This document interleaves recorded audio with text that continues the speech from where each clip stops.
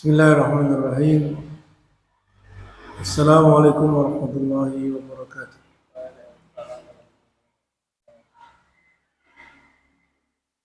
Innal hamdalillah nahmaduhu wa nasta'inuhu wa nastaghfiruh wa na'udzu billahi min shururi anfusina wa min sayyiati a'malina.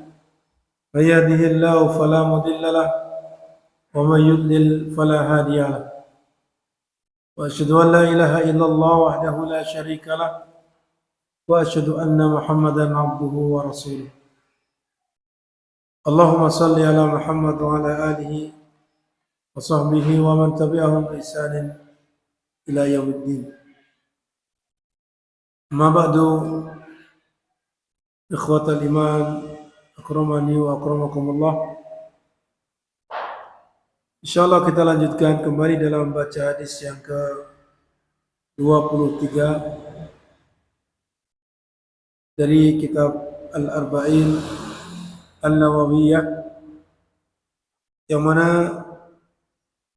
hadis ini diriwayatkan dari Abu Malik Al-Haris bin Asim Al-Ash'ari radhiyallahu anhu.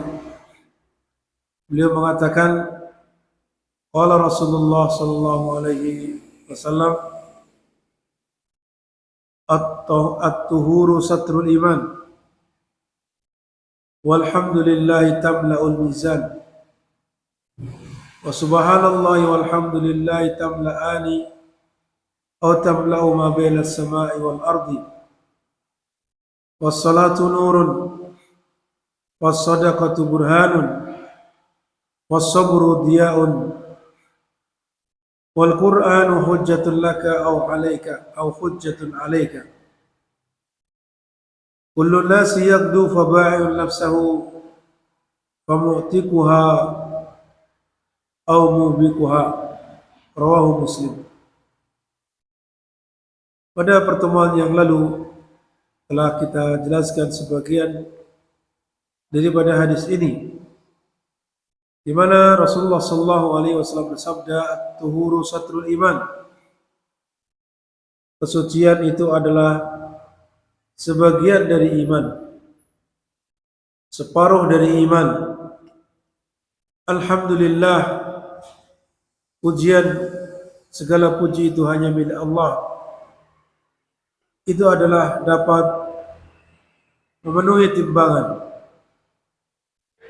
Wa subhanallahi walhamdulillah, menggabungkan antara subhanallah dan alhamdulillah, itu adalah dapat memenuhi antara langit dan bumi. Dan salat itu adalah cahaya. Was-sadaqatu burhanun, sedekah adalah merupakan bukti keimanan. Was-sabru diya'un, dan sabar itu adalah merupakan sinar. Al-Quran akan dapat menjadi hujah bagimu, penuntunmu, atau akan menjadi penuntutmu. Kullun nasi yaqdu, setiap orang akan melakukan amal sejak pagi-pagi, faba'iyun nafsahu, sehingga dia akan menjual dirinya, apakah dia memerdekakannya atau membinasakannya. Hadis ini adalah hadis yang diriwayatkan oleh Muslim. Pada pertemuan yang lalu kita sampai pada kalimat was-sabru diya'un. Tidaklah Rasulullah SAW mengatakan as-sabru nurun sebagaimana as-salatu nurun. Akan tapi di sini mengatakan as-sabru diya'un. Karena antara nur dengan dia ada perbedaan. Ad-diya, sinar itu di dalamnya terdapat hararah atau terdapat rasa panas. Allah Ta'ala berfirman, ja'ala syamsa diya'a. Allah menjadikan langit, menjadikan matahari itu ada sinar yang menyinari. Artinya di situ adanya sinar yang panas yang menyinari. Wasabru fihi hararah, dan kesabaran itu juga di dalamnya ada berat seperti panas, dan juga ada rasa pahit, karena memang kesabaran itu berat untuk dilakukan bagi seorang insan, seorang manusia. Oleh karena itu, dalam sebuah syair dikatakan, as-sabru mislu ismihi, as-sabru mislu ismihi murrun madakuhu. Kesabaran itu sebagaimana namanya, seperti namanya, rasanya pahit, lakin awaqibuhu ahla bil asal. Akan tapi akibatnya di akhirnya nanti akan lebih manis daripada madu. Oleh karena itu, kesabaran itu sangat penting bagi setiap muslim, bahkan itu merupakan ibadah yang sangat besar. Merupakan kewajiban ketika dia tertimpa musibah, dan juga kewajiban ketika dia menghadapi atau melaksanakan ketaatan kepada Allah Subhanahu wa Ta'ala dan menjauhi maksiat. Kemudian selanjutnya, wal Qur'anu hujjatun laka aw hujjatun 'alaika. Al-Quran adalah merupakan hujjah bagimu, maksudnya penuntunmu yang dapat menuntun seorang hamba masuk ke dalam surga. Al-Quran adalah merupakan kalamullah Azza wa Jalla yang diturunkan melalui malaikat Jibril kepada Nabi kita Muhammad sallallahu alaihi wasallam, yang mana membacanya satu huruf akan mendapatkan kebaikan 10 kebaikan. Itu adalah Al-Quran. Di mana ketika seorang itu menjadikan Al-Quran sebagai petunjuk hidupnya, mengamalkan apa yang ada di dalamnya, niscaya akan menjadi penuntunnya menuju ke dalam surga. Ya, itu ketika seorang menjadikannya Al-Quran itu sebagai petunjuk hidupnya yang dia amalkan. Ketika ada perintah maka dia laksanakan, ketika ada larangan maka dia jauhi larangan tersebut. Maka yang seperti ini akan menjadi penuntunnya menuju ke dalam surga, akan berikan syafaat kepadanya. Adapun sebaliknya, apabila dia sudah mengenali Al-Quran, bahkan membacanya, bahkan bisa jadi menghafalnya, akan tapi dia tidak melaksanakan perintah-perintahnya, tidak pula memperhatikan larangan-larangan yang disebutkan di dalamnya, maka ini nanti akan menjadi hujjatun 'alaika. Al-Quran akan menjadi penuntutmu yang akan menceburkan dia ke dalam neraka, waliyadzubillah. Oleh karena itu sebagai contoh di sini disebutkan apabila seorang menjadikan Al-Quran sebagai nasihat baginya yang mana dia mengamalkan apa yang ada di dalamnya, misalkan ada ayat yang memerintahkan wa aqimus shalah wa atuz zakah. Dalam ayat Al-Quran disebutkan dirikanlah salat dan tunaikan zakat. Lalu di sana ada seorang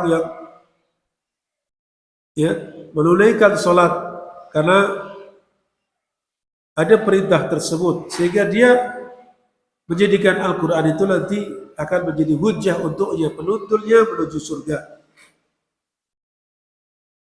Adapun sebaliknya ada seorang yang apabila dia mendengar Allah Ta'ala berfirman dalam ayat wa aqimus shalah, dirikanlah salat, tapi dia tidak melaksanakan salat, maka ini Al-Quran akan menjadi musuhnya nanti.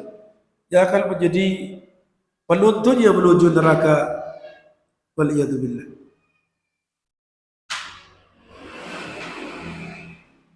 Kemudian juga zakat.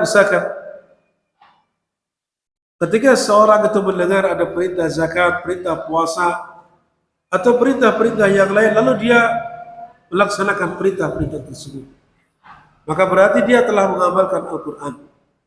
Sehingga nanti Al-Quran akan datang kepada Allah Subhanahu wa Ta'ala, memberikan syafaat untuknya, dan juga akan menjadi hujjah baginya yang akan menuntunnya ke dalam surga. Dan sebaliknya bagi orang yang mendengarkan ini adalah perintah menunaikan zakat, tapi dia tidak menunaikan zakat. Perintah puasa, dia tidak menunaikan puasa. Demikian pula ada larangan, dilarang untuk makan riba, dia tetap melakukannya. Dilarang untuk berzina, tetap dia melakukannya. Dilarang untuk berbuat syirik, akan tapi dia tidak mengindahkannya, tetap saja melakukan itu. Dan seterusnya, maka ini berarti dia tidak menjadikan Al-Quran sebagai nasihat untuk dirinya, dan dia tidak mempraktekkan sebagaimana sabda Rasulullah SAW, ad-dinun nasihah. Maka yang seperti ini akan menjadi hujjah atasnya, artinya akan menjadi penuntut baginya nanti di yaumil qiyamah, yang akan mengantarkannya ke dalam neraka. Waliyadzubillah. Ini makna daripada Al-Quran hujjatun laka au alaika. Oleh karena itu Syekh Utsaimin rahimahullah menjelaskan, hendaknya ketika seseorang itu melaksanakan apa-apa yang Allah perintahkan berupa salat atau zakat atau wudu atau amalan-amalan yang lainnya, atau ketika dia menjauhi larangan, maka hendaknya hadirkan dalam dirinya ketiga perkara. Hadirkan dalam dirinya tiga perkara yang ini akan menjadikan lebih sempurna baginya ketika dia melaksanakan hal itu. Karena terkadang seorang misalkan berwudu, barangkali dia hanya sebatas berwudu itu dalam rangka memenuhi syarat sahnya sholat saja. Kalau tidak wudu maka tidak sah sholatnya. Maka ini sudah cukup, tapi akan lebih sempurna lagi ketika seseorang itu ketika mau berwudu, maka menghadirkan dalam dirinya bahwa ini tidak lain adalah merupakan perintah Allah. Oleh karena itu saya melaksanakannya dalam rangka melaksanakan perintah Allah Subhanahu wa Ta'ala. Allah Ta'ala berfirman, ya ayyuhalladzina amanu idza qumtum ila shalah faghsilu wujuhakum wa aydiyakum ilal marafiqi wamsahu bi ru'usikum wa arjulakum ilal ka'bayn. Ini perintah untuk berwudu ketika akan mendirikan salat. Oleh karena itu ketika kita berwudu menghadirkan ini, bahwa saya wudu ini tidak lain adalah melaksanakan perintah Allah. Maka ini adalah bagian dari ibadah.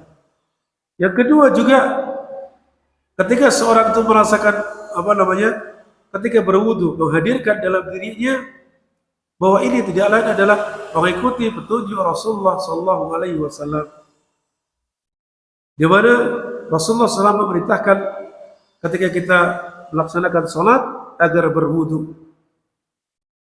Di mana beliau bersabda, "Man tawadda'a nahwa wudu'i hadza, tsumma yusalla rak'atain." Ya, barang siapa yang berwudu seperti wuduku ini, berarti ini seolah kita berwudu untuk salat itu dalam rangka mencontoh Rasulullah sallallahu alaihi wasallam. Itu yang kedua. Jadi pertama hadirkan dalam rangka mentaati perintah Allah, melaksanakan perintah Allah. Kedua, mengikuti petunjuk Rasulullah SAW. Dan yang ketiga adalah jadikan itu sebagai sarana untuk bisa mendapatkan pahala dari Allah Subhanahu wa taala. Ketika kita melaksanakan ibadah tersebut, wudhu misalkan, maka hadirkan dalam diri kita harapan supaya Allah berikan pahala. Itulah yang disebut dengan kemudian ikhlas kepada Allah Subhanahu wa taala ketika melaksanakan amal tersebut. Maka praktekkan hal ini kepada amalan-amalan yang lainnya, seperti sholat misalkan. Ketika kita melaksanakan sholat, maka hadirkan dalam diri kita melaksanakan sholat tidak lain adalah dalam rangka melaksanakan perintah Allah. Kemudian mengikuti petunjuk Rasulullah SAW. Dan yang ketiga, kita mengharapkan pahala dari apa yang kita lakukan tersebut. Demikian pula puasa. Demikian kita barangkali menghadiri dalam majelis ilmu, belajar ilmu syar'i, hadirkan itu. Tidak lain ini adalah merupakan mewujudkan perintah Allah, fa'lam annahu la ilaha illallah wastaghfir dzambik. Kemudian Allah Ta'ala berikan keutamaan bagi orang yang menuntut ilmu. Yarfa'illahu alladhina amanu minkum walladhina utul ilma darajat. Dan seterusnya dari keutamaan itu. Demikian pula Rasulullah SAW mewajibkan talabul ilmi faridatun ala kulli muslim. Maka hadirkan perkara-perkara tadi ketika kita melaksanakan amalan-amalan ketaatan kepada Allah Subhanahu wa taala. Demikian juga kalau kita meninggalkan maksiat, kita tahu ini perbuatan yang diharamkan, maka hadirkan dalam diri kita meninggalkan perbuatan ini karena Allah melarangnya, sehingga kita melakukan apa yang Allah perintahkan, yaitu menjauhi perbuatan tersebut. Kemudian juga kita mengikuti petunjuk Rasulullah SAW, di mana apa yang beliau larang kita jauhi. Setelah itu kita mengharapkan pahala dari Allah atas perbuatan kita meninggalkan perbuatan yang dilarang tersebut. Maka niscaya dengan ini akan menjadi sempurnalah amalan-amalan seorang ya ketika dia melakukannya. Nah, ini kaitannya dengan kalimat Al-Qur'anu hujjatun laka aw 'alaika. Kemudian selanjutnya dalam sabda Rasulullah SAW tadi, kullun nasi yagdu, setiap orang itu akan keluar. Yagdu itu keluar di waktu pagi. Keluar di waktu pagi dan pagi-pagi, mubakkiran, dalam keadaan sangat pagi. Karena ghadat itu waktu subuh. Ini tidak lain adalah merupakan perumpamaan yang Rasulullah SAW umpamakan kepada setiap orang, di mana setiap orang itu setiap harinya di mana dia akan melakukan aktivitas, melakukan amal, entah itu amal itu kebaikan atau amal itu keburukan. Ya jelas setiap orang ketika dia bangun tidur keluar dari rumahnya akan melakukan amalan-amalan, perbuatan-perbuatan. Entah itu perbuatan itu adalah ibadah atau perbuatan itu adalah merupakan kemaksiatan kepada Allah Subhanahu wa taala. Sehingga di sini katakan fabai'un nafsahu, maka setiap orang itu akan menjual dirinya. Maksudnya bagaimana menjual dirinya? Yakni dia membebani dirinya dengan melakukan amalan-amalan, melakukan perbuatan-perbuatan, sehingga menjadikan dirinya terasa capek, terasa berat. Karena amalan-amalan atau pekerjaan yang dia lakukan tersebut. Sehingga seolah-olah dia seperti diibaratkan menjual dirinya, menjual fisiknya, menjual tenaganya. Lalu, ya, maka tergantung apa yang dilakukannya. Tergantung apa yang dilakukannya. Fabu'tikuha aw mubikuha. Dia akan membebaskan dirinya, maksudnya membebaskan dari belenggu, ya, di akhirat nanti yang akan dimasukkan ke dalam neraka. Kalau dia dibebaskan, berarti dia dibebaskan dari api neraka, dimasukkan ke dalam surga. Aw mubikuha, atau dia membinasakannya. Ini isyarat bahwasanya kalau seseorang itu melakukan setiap hari yang amal-amal baik, maka ini berarti dia membebaskan dirinya dari belenggu syaitan yang akan dimasukkan ke dalam neraka. sehingga dia membebaskan dirinya dimasukkan ke dalam surga. Dan sebaliknya kalau dia melakukan amalan keburukan, maka dia telah membinasakan dirinya. Dia telah membinasakan dirinya, sehingga dimasukkan ke dalam neraka, wal iyadu billah. Itu makna dari kalimat kullu nasi yaqdu fa ba'i'un nafsahu fa mu'tiquha aw mubikuha. Kemudian selanjutnya kita akan menyebutkan beberapa faedah dari apa yang disebutkan oleh muallif dari kitab yang ada di hadapan antum. Sebutkan faedah yang pertama, al-hathu 'ala al-wudu' wa bayanu manzilatihi min ad-din. Anjuran untuk berwudu dan menjelaskan tentang kedudukan wudu tersebut dari agama ini. Ini diambilkan dari kalimat at-tuhuru satrul iman. Ya. Bersuci itu adalah merupakan bagian atau separuh keimanan. Dan salah satu cara untuk bersuci adalah dengan berwudu. Dan cara yang lain dengan mandi.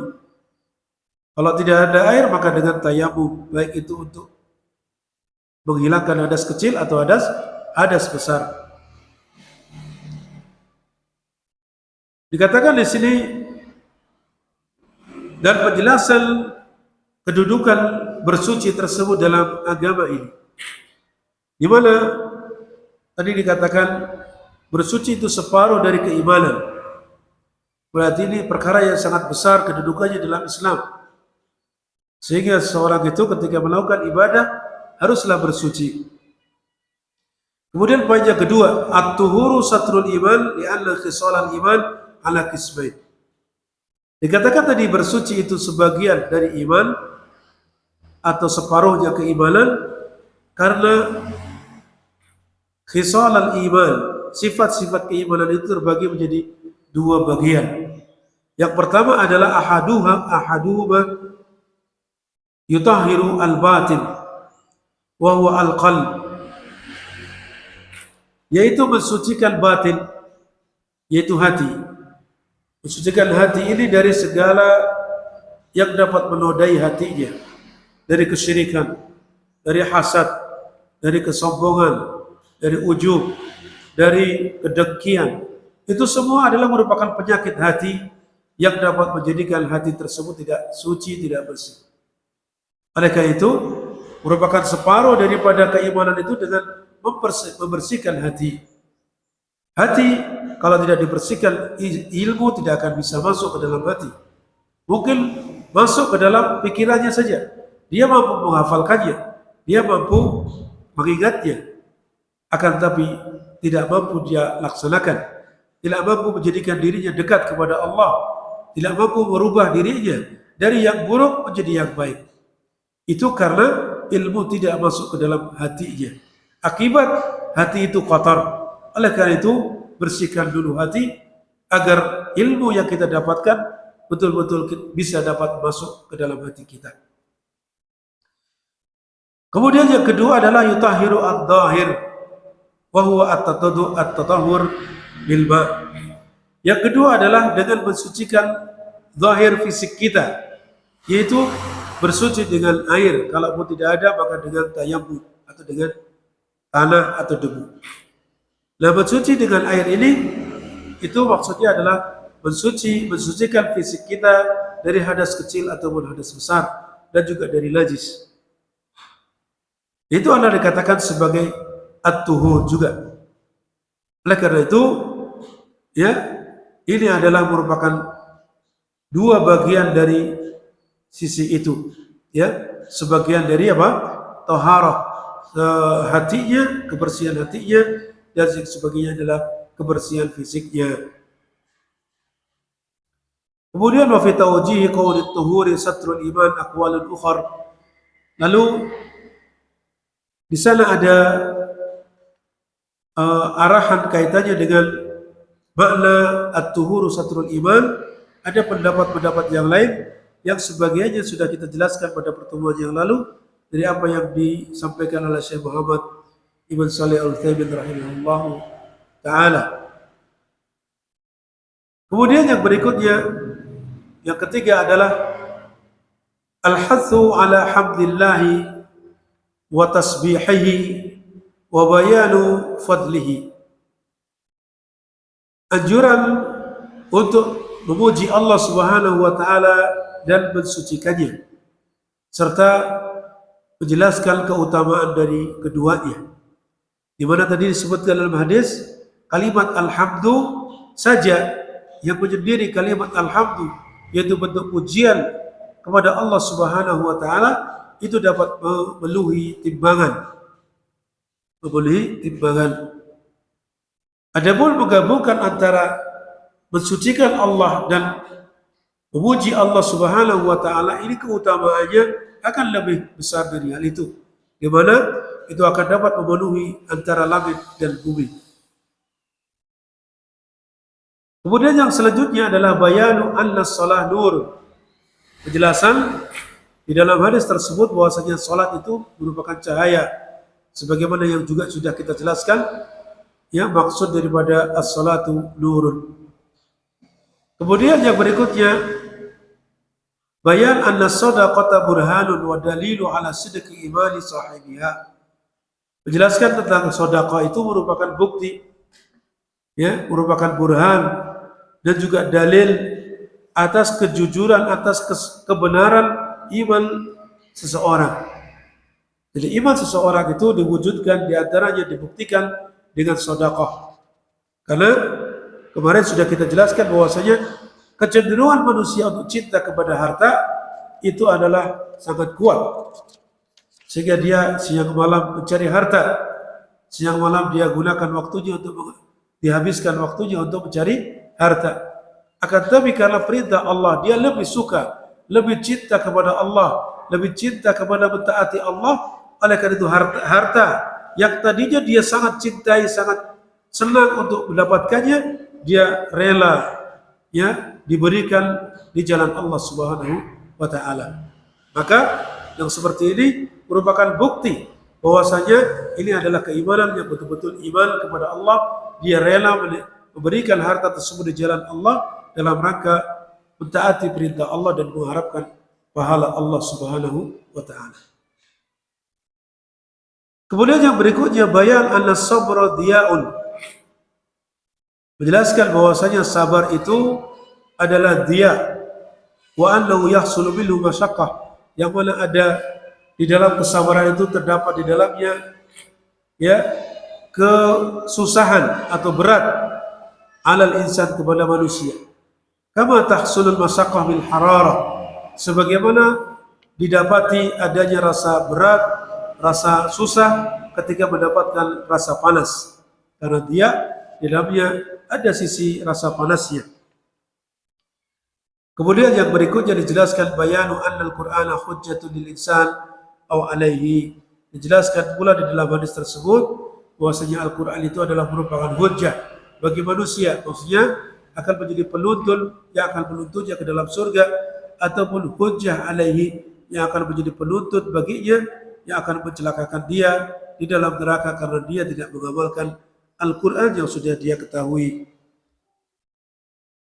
Kemudian selanjutnya saya tambahkan beberapa faedah yang lain, bahwa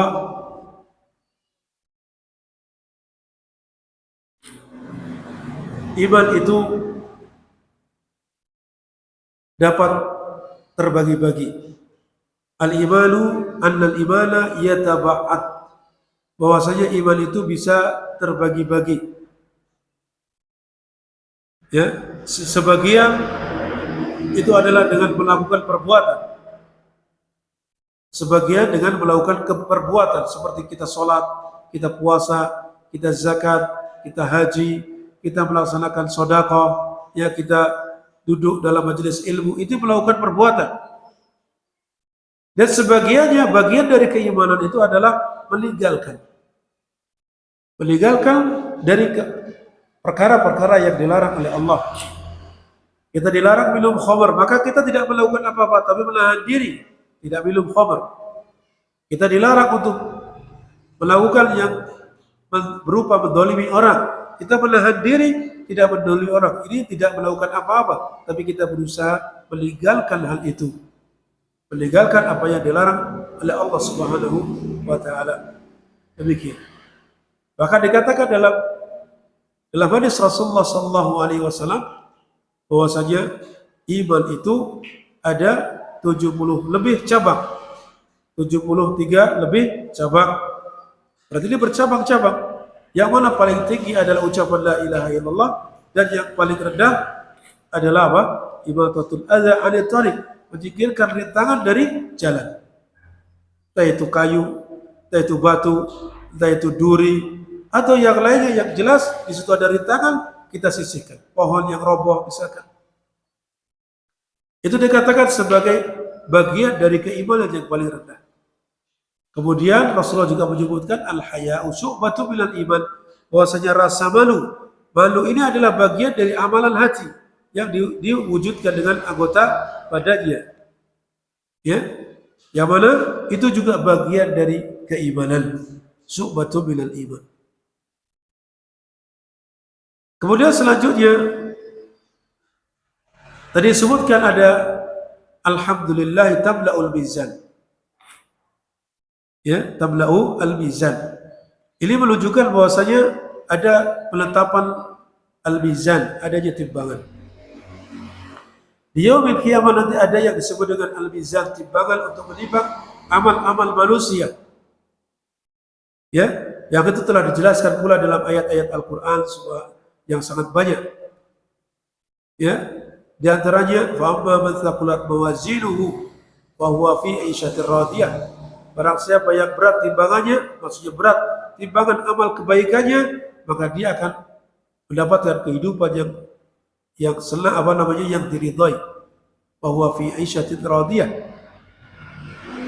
Kemudian disebutkan pula dalam hadis Rasulullah sallallahu alaihi wasallam, kalimatani khafifatani 'ala lisan, dua kalimat yang ringan bagi lisan, thaqilatani fil mizan, yang mana itu akan berat pada timbangan.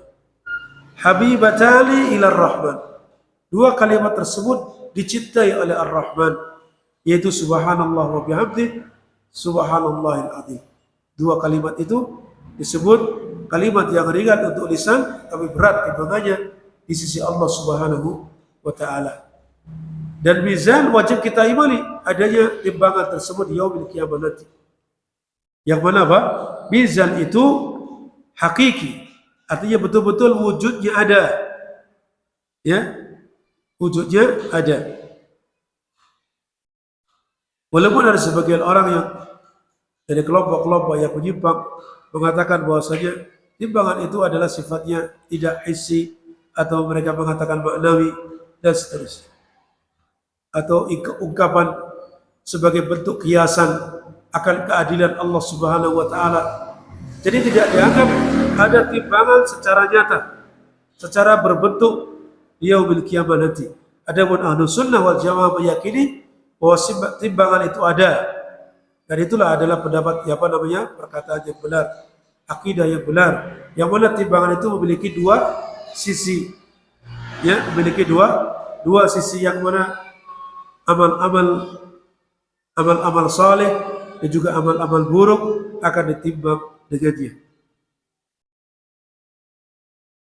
Ya, demikian. Ini adalah al-mizan. Kemudian selanjutnya di antara faidah bahwa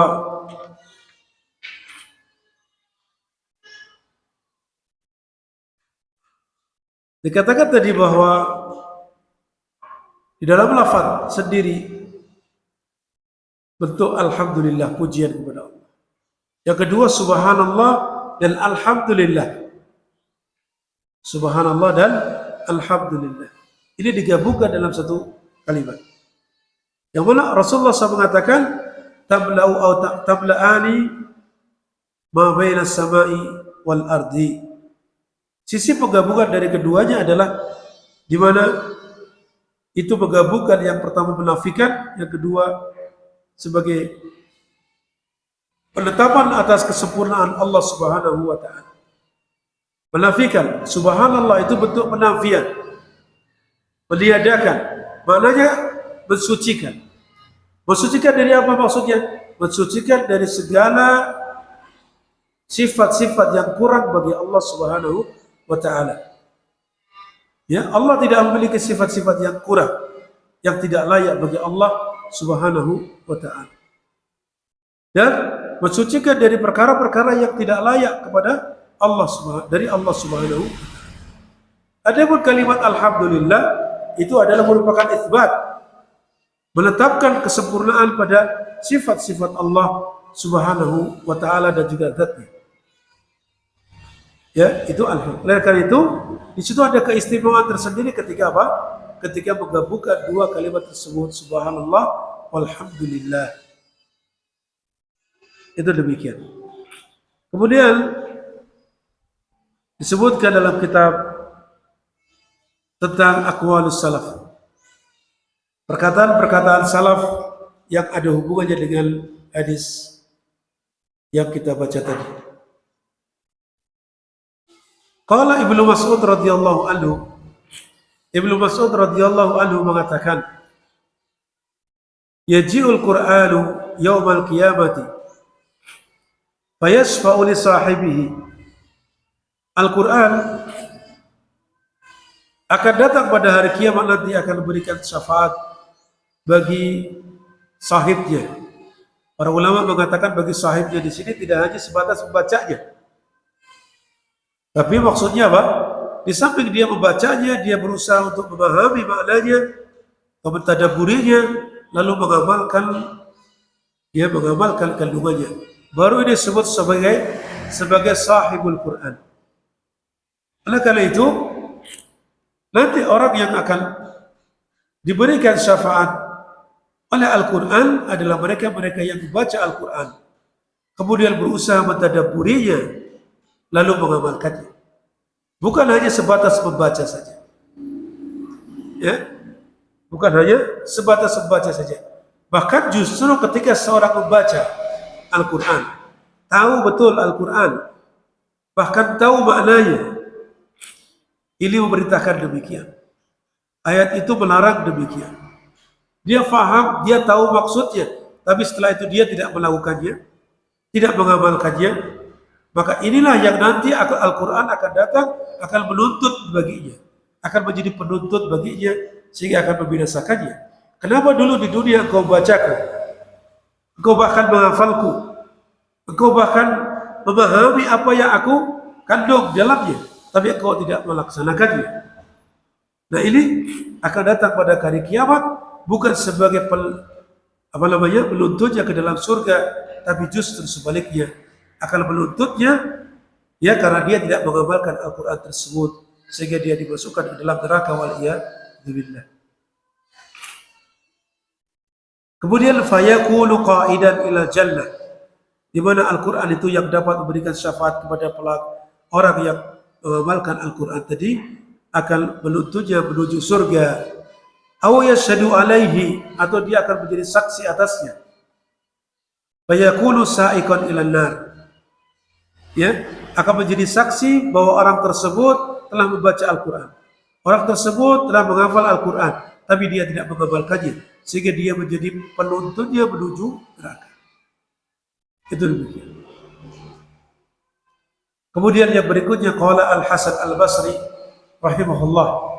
Al-Hasan Al-Basri rahimahullah mengatakan, Ibnu Adam innaka tagdu wa taruh fi talabil arbah. Wahai anak Adam, sesungguhnya engkau ini pergi di waktu pagi dan pulang di waktu sore dalam rangka mencari keuntungan. Falyakun hammuka nafsaka. Hendaknya tujuan yang paling penting bagimu adalah dirimu.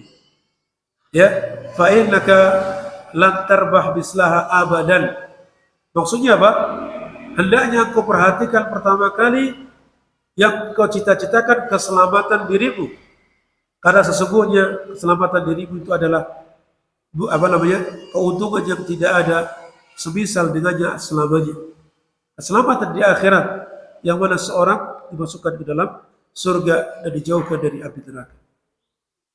Kemudian qala Abu Bakar ibn Ayyas rahimahullah. Abu Bakar ibn Ayyas rahimahullah mengatakan, qala li rajulun marratan.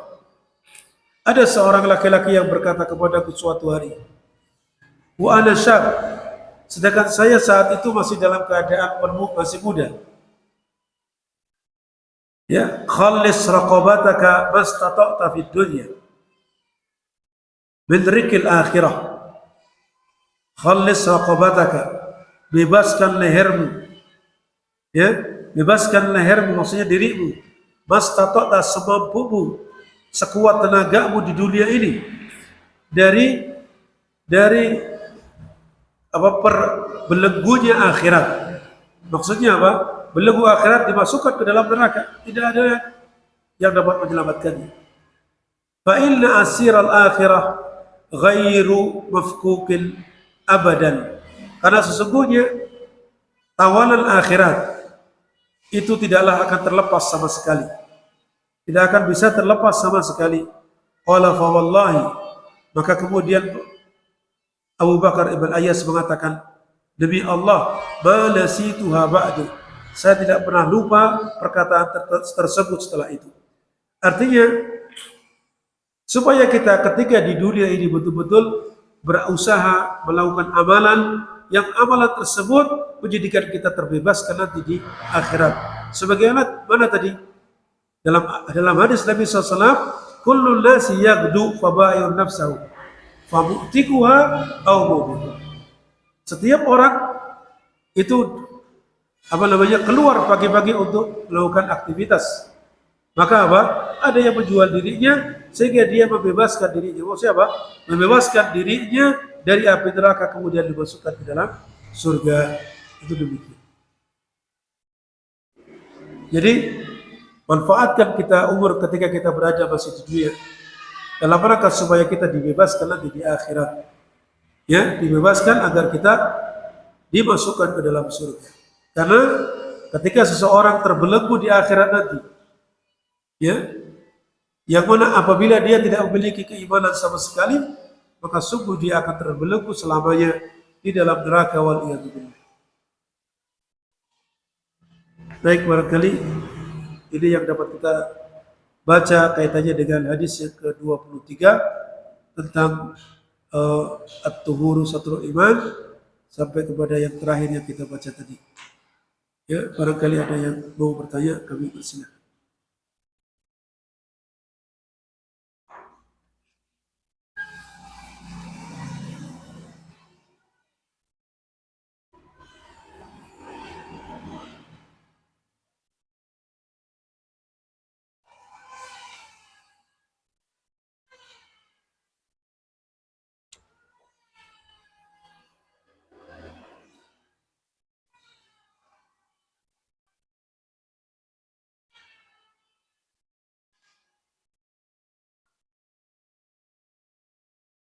Baik, kalau kita lihat pada hadis berikutnya yang lumayan panjang, maka ini insyaallah pertemuan yang akan datang.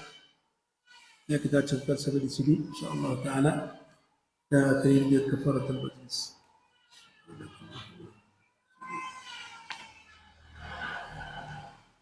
Assalamualaikum warahmatullahi wabarakatuh.